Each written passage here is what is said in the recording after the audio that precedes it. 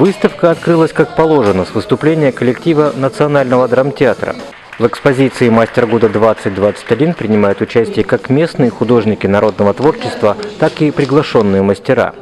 В этом году в экспозиции музея участвуют работы из села Ловозеро Мурманской области. Наша компания также предоставила несколько своих изделий.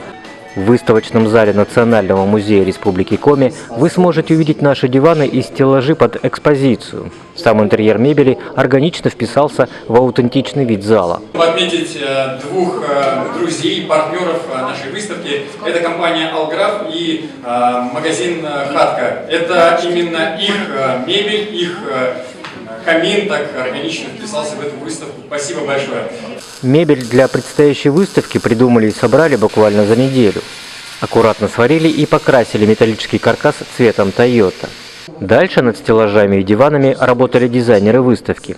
Наша компания, помогая в развитии и пропаганде народного творчества, всегда идет навстречу таким аутентичным выставкам. Ведь и наши изделия можно назвать handmade.